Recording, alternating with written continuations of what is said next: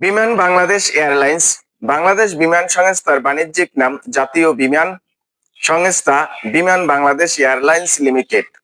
প্রতিষ্ঠা 4 জানুয়ারি 1972 সালে। প্রতীক বলাকা, উদীয়মান সূর্যের মধ্যে উড়ন্ত বলাকা। প্রতীক বলাকা এর ডিজাইনার শিল্পী কামরুল হাসান। স্লোগান আকাশের শান্তির নীড়। যে মন্ত্রণালয়ের অধীনে বেসামরিক বিমান পরিবহন ও পর্যটন মন্ত্রণালয়। বিমান বাংলাদেশ এয়ারলাইন্স যাত্রা করে 4 জানুয়ারি 1972 সালে। প্রথম অভ্যন্তরীণ ফ্লাইট 4 ফেব্রুয়ারি 1972 চট্টগ্রাম ও সিলেট। প্রথম আন্তর্জাতিক ফ্লাইট 4 মার্চ 1972 সালে ঢাকা থেকে লন্ডন থেকে ঢাকা। 1995 সালে বাংলাদেশের প্রথম বেসরকারি বিমান সংস্থা চালু করে aero Bengal. 4 March 1972 British Caledonian যে বিমান নিয়ে যাত্রা শুরু করে বিমান বাংলাদেশ বোয়িং 707 চার্টার্ড প্লেন। বিমান বাংলাদেশের এয়ারলাইন্সের সদর দপ্তর বলাকা ভবন, কুর্মিটোলা, ঢাকা। বাংলাদেশ পর্যটন কর্পোরেশন জাতীয় পর্যটন সংস্থার সদর দপ্তর আগারগাঁও, ঢাকা। বেসরকারি বিমান পরিবহন কর্তৃপক্ষের নিয়ন্ত্রণাধীন আন্তর্জাতিক বিমানবন্দর 3টি, অভ্যন্তরীণ বিমানবন্দর 12টি। আন্তর্জাতিক বিমানবন্দর অবস্থান, বিশেষ তথ্য। আন্তর্জাতিক বিমানবন্দর 1 হযরত শাহজালাল রাদিয়াল্লাহু আন্তর্জাতিক বিমানবন্দর, অবস্থান কুর্মিটোলা, ঢাকা। বিশেষ তথ্য হচ্ছে চালু হয় 1980 সালে। পূর্ব নাম জিয়া আন্তর্জাতিক বিমানবন্দর। বিশেষত্ব দেশের বৃহত্তম বিমানবন্দর। 2 শাহ আমানত আন্তর্জাতিক বিমানবন্দর, অবস্থান চট্টগ্রাম। বিশেষ তথ্য হচ্ছে আন্তর্জাতিক বিমানবন্দরের মর্যাদা লাভ করে 1990 সালে। 3 ওসমানী আন্তর্জাতিক বিমানবন্দর, অবস্থান সিলেট। বিশেষ তথ্য হচ্ছে আন্তর্জাতিক বিমানবন্দরের মর্যাদা লাভ করে 1998 সালে।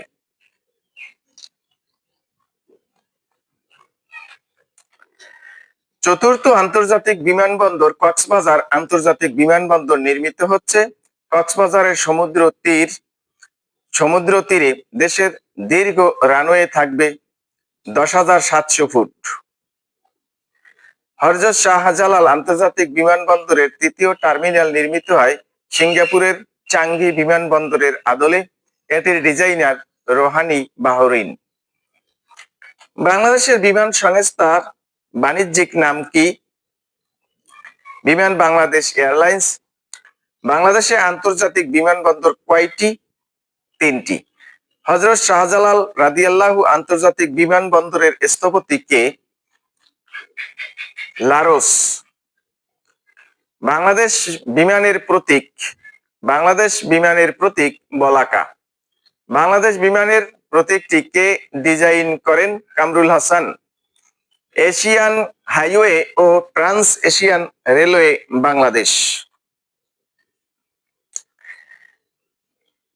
1959 সালে এশিয়ার দেশগুলোর মধ্যে সড়কপথে যোগাযোগের জন্য জাতিসংঘের এশীয় ও প্রশান্ত মহাসাগরীয় অঞ্চলের অর্থনৈতিক ও সামাজিক কমিশন এশিয়ান হাইওয়ে প্রতিষ্ঠার উদ্যোগ গ্রহণ করেন। এশিয়ান হাইওয়ে প্রকল্পের নাম Asian land transport infrastructure development, ALTID। Asian highway যুক্ত করবে 32টি দেশের 1,41,000 কিলোমিটার সড়ক পথকে। এসকেপ ESCAP বাংলাদেশের জন্য 2টি রুট প্রস্তাব করে, AH1 এবং AH2। AH1 এবং AH2। AH1 বেনাপোল যশোর তামাবিল সিলেট, দূরত্ব 492 কিলোমিটার। AH2 হচ্ছে বাংলাবান্ধা পঞ্চগড় তামাবিল সিলেট, দূরত্ব 800 কিলোমিটার। এসকেপ এশিয়ান হাইওয়ের সাথে পরিকল্পনা করে 1960 সালে। ট্রান্স এশিয়ান রেলওয়ে যুক্ত করে 28টি দেশের 1,17,500 কিলোমিটার রেলপথকে। চুক্তি স্বাক্ষরের জন্য উন্মুক্ত করা হয় 10 নভেম্বর 2006 সালে। বাংলাদেশ চুক্তিতে স্বাক্ষর করে 10 নভেম্বর 2007 সালে 20তম দেশ হিসেবে।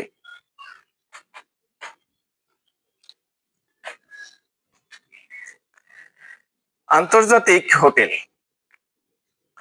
বাংলাদেশ পর্যটন কর্পোরেশনের সদর দপ্তর অবস্থিত আগারগাঁও, ঢাকা। প্যান প্যাসিফিক সোনারগাঁও হোটেলের স্বত্বাধিকারী হোটেলস ইন্টারন্যাশনাল লিমিটেড। 1966 সালে দেশের প্রথম ঢাকার রমনাস্থ 5 তারকা হোটেল ইন্টারকন্টিনেন্টালের স্বত্বাধিকারী বাংলাদেশ সার্ভিসেস লিমিটেড। হোটেলটির নামের ক্রয় পরিবর্তন: hotel intercontinental, hotel Sheraton, hotel Ruposhi Bangla, hotel intercontinental 2018 থেকে বর্তমান। স্থলবন্দর ও নদীবন্দর। বর্তমান স্থলবন্দর 24টি, প্রস্তাবিত স্থলবন্দর 2টি: মুজিবনগর মেহেরপুর এবং দৌলতপুর কুষ্টিয়া। চালু স্থলবন্দরের সংখ্যা 16টি, নিজস্ব তত্ত্বাবধান স্থলবন্দর 7টি।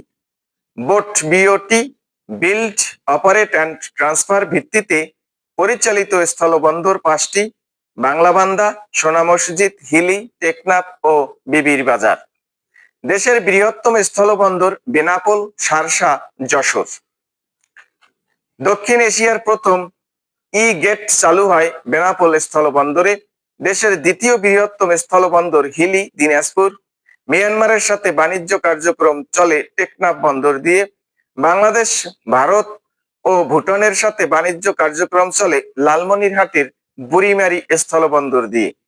বাংলাদেশের সবচেয়ে বড় নদীবন্দর অবস্থিত নারায়ণগঞ্জে।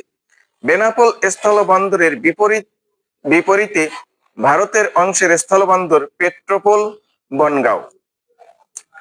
স্থলবন্দর জেলা ভারতের অংশে স্থলবন্দর: স্থলবন্দর ভোমরা, জেলা সাতক্ষীরা। ভারতের অংশ হচ্ছে গোজাডাঙ্গা, 24 পরগনা, পশ্চিমবঙ্গ। সোনা মসজিদ, চাপাই নবাবগঞ্জ, মালদহ, পশ্চিমবঙ্গ। গোবরাকুড়া, করৈতলি, হালুয়াঘাট, ময়মনসিংহ। গাছুয়াপাড়া ও গান্ধীগাঁও, মেঘালয়। তামাবিল, গোয়াইনঘাট, সিলেট। ডাউকি, শিলং, মেঘালয়। বিবির বাজার, কুমিল্লা। শ্রীমন্তপুর, আগরতলা, ত্রিপুরা। বিলোনিয়া, ফেনী, ত্রিপুরা, ভারত। বিরল, দিনাজপুর। রাধিকাপুর, উত্তর দিনাজপুর, পশ্চিমবঙ্গ। হিলি, হাকিমপুর, দিনাজপুর, দক্ষিণ দিনাজপুর, পশ্চিমবঙ্গ।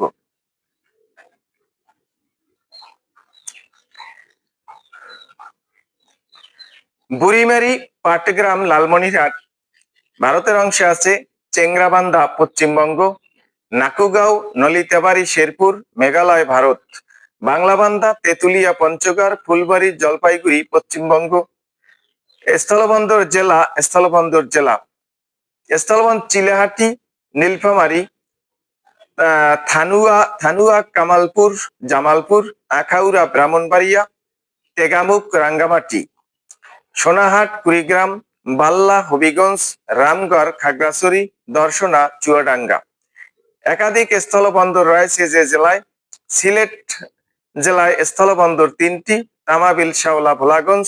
দিনাজপুর জেলায় 2টি: হিলি, বিরল। চুয়াডাঙ্গা জেলায় 2টি: দর্শনা, দৌলতগঞ্জ। হিলি স্থলবন্দরটি বাংলাদেশের কোথায় অবস্থিত? হাকিমপুর, দিনাজপুর। বাংলাদেশের বৃহত্তম স্থলবন্দর কোনটি? বেনাপোল। বাংলাদেশের স্থলবন্দরের মধ্যে কোনটি সরকার কর্তৃক সরাসরি নিয়ন্ত্রণ করা হয়? বেনাপোল, যশোর। বেনাপোল স্থলবন্দর সংলগ্ন ভারতীয় স্থলবন্দর পেট্রোপোল। বুড়িমারি স্থলবন্দর কোথায়? বুড়িমারি স্থলবন্দর হচ্ছে লালমনিরহাট। বুড়িমারি স্থলবন্দরটি কোন উপজেলায় অবস্থিত? পাটগ্রাম। তামাবিল সীমান্তের সাথে ভারতের কোন শহরটি অবস্থিত? ডাউকি। সোনা মসজিদ স্থলবন্দর কোথায় অবস্থিত? চাপাই নবাবগঞ্জ। ভোমরা স্থলবন্দরটি কোথায় অবস্থিত? সাতক্ষীরা।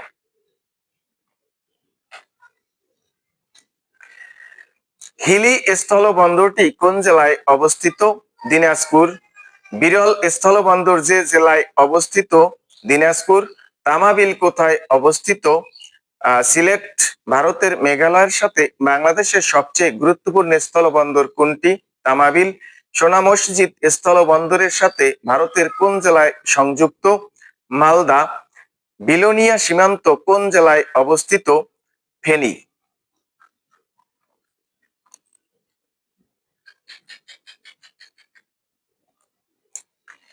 বাংলাদেশের সমুদ্র বন্দর, বর্তমান সমুদ্র বন্দর তিনটি।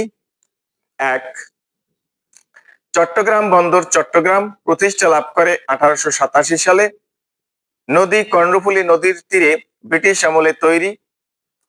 দুই, মোংলা বন্দর বাগেরহাট, 1950 সালে প্রতিষ্ঠিত হয়, পশুর নদীর তীরে, পাকিস্তান আমলে তৈরি। তিন, পায়রা বন্দর পটুয়াখালী, 2016 সালে প্রতিষ্ঠিত হয়, রামনাবাদ চ্যানেল, আন্দারমানিক নদীর তীরে, স্বাধীন বাংলাদেশের প্রথম বন্দর। 4 নম্বর, মাতার বাড়ি কক্সবাজার, নির্মাণাধীন, দেশের চতুর্থ সমুদ্র বন্দর, প্রথম গভীর সমুদ্র বন্দর। বাংলাদেশের প্রথম প্রধান সমুদ্র বন্দর ও প্রবেশদ্বার হলো চট্টগ্রাম সমুদ্র বন্দর। চট্টগ্রাম সমুদ্র বন্দর কার্যক্রম শুরু করে 25 এপ্রিল 1888 সালে। চট্টগ্রাম সমুদ্র বন্দর কর্তৃপক্ষ হলো একটি স্বায়ত্তশাসিত প্রতিষ্ঠান। 1950 সালে দেশের দ্বিতীয় সমুদ্র বন্দর মোংলা কার্যক্রম শুরু করে চালনা বন্দর নামে। চালনা বন্দরের নাম পরিবর্তন করে মোংলা বন্দর নামকরণ করা হয় 1987 সালে। পটুয়াখালীর কলাপাড়া উপজেলার রামনাবাদ চ্যানেল সংলগ্ন টিয়াখালী ইউনিয়নের ইটিবাড়িয়ায় অবস্থিত পায়রা সমুদ্র বন্দর নির্মাণের কাজ শুরু হয় 2013 সালের 19 নভেম্বর। ভিত্তিফলক উন্মোচন করেন এবং আনুষ্ঠানিক যাত্রা করে 13 আগস্ট 2016 সালে। ন্যাশনাল মেরিটাইম ইনস্টিটিউট অবস্থিত চট্টগ্রাম, বাংলাদেশ মেরিন একাডেমি অবস্থিত জলদিয়া চট্টগ্রাম, পদ্মা নদীর তীরে অবস্থিত ফেরিঘাটগুলো মাওয়া মুন্সিগঞ্জ, পাটুরিয়া মানিকগঞ্জ ও দৌলতদিয়া রাজবাড়ী। যমুনা নদীর তীরে অবস্থিত ফেরিঘাট আরিচা মানিকগঞ্জ।